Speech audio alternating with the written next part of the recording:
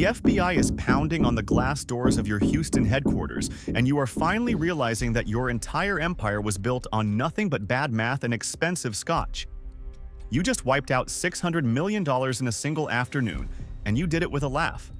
You hid the debt in a shell company named after a Star Wars character, watched your stock price climb to the moon, and convinced the world you were a genius.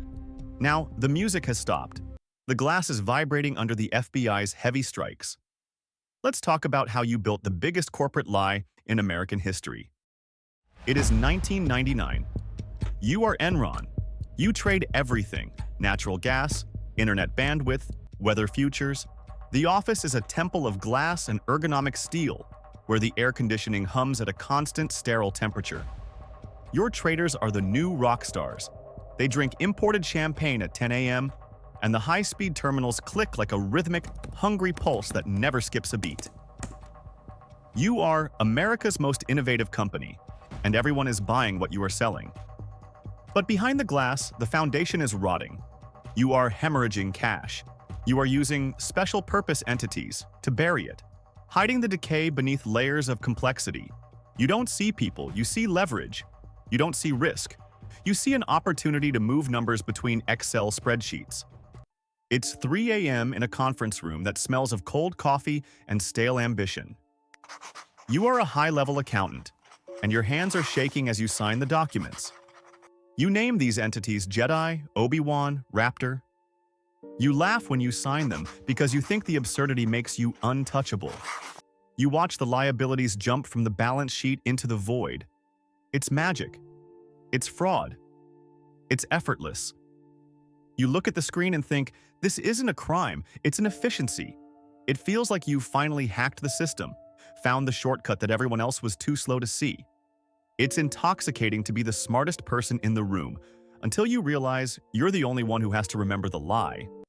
Your CEO, Jeff Skilling, stands on stage before thousands of employees. The lights are blinding, hot, and unforgiving. He screams about the future. He yells about growth, his voice echoing off the vaulted ceilings of the convention center. He smiles at the crowd, and his teeth are so bright they look artificial under the stage lights.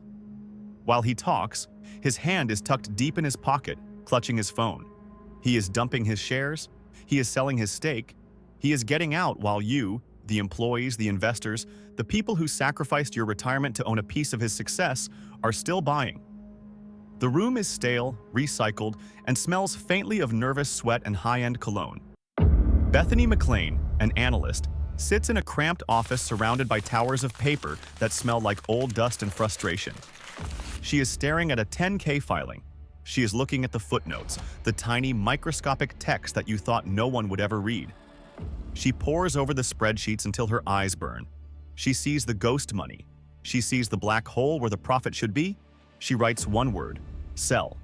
Her inbox immediately fills with threats. Your people call her bosses, demanding she be fired, hoping that if they scream loud enough, the truth will simply cease to exist. You don't realize that you aren't fighting a person. You are fighting the simple, stubborn fact that 2 + 2 = 4. For a brief, agonizing moment, the office goes silent. The terminal clicks seem to slow down. The traders stare at their screens, waiting for a rebound that isn't coming.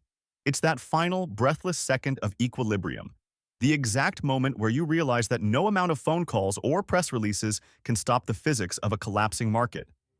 October 2001. The walls are closing in. You cannot hide the debt anymore. The Jedi shells are full. The market is finally waking up. You look at your screen. You see the price drop. $90, $70, $40, $10. It's not just a drop, it's an execution. Panic. Pure. Cold panic. The office is a riot of noise. The clicking of the terminals is replaced by the shouting of traders. Someone is sobbing in the break room, a sound of raw, unfiltered grief. People are shoving their belongings into cardboard boxes, a family photo, a stapler, a coffee mug, while the FBI is already taking the elevators to your floor. The sound of their boots on the marble floor is the loudest thing you've ever heard. You are finished. The sentence is 24 years. 24 years of your life, gone. No more Jedi. No more innovation. No more champagne. There is only the concrete, the silence, and the judge's voice reading the charges. The room is air-conditioned, but you feel like you are suffocating. Here is what I keep coming back to. This wasn't about evil accountants. It was about a man who genuinely believed he was smarter than reality. Jeff Skilling looked at a human life and saw an equation. He thought he could outrun the math. He was wrong. What makes you more dangerous? The villain who wants to burn it all down? Or the brilliant man who thinks he can trick the world into believing that 2 + 2 = 5? How do you define the line where aggressive business ends and a crime worth a quarter century of your life begins? Does the arrogance start when you sign the first lie? Or does it start years before, when you decide that you are simply better than everyone else? When you look at your own success, are you looking at the foundation you built or just the numbers you moved?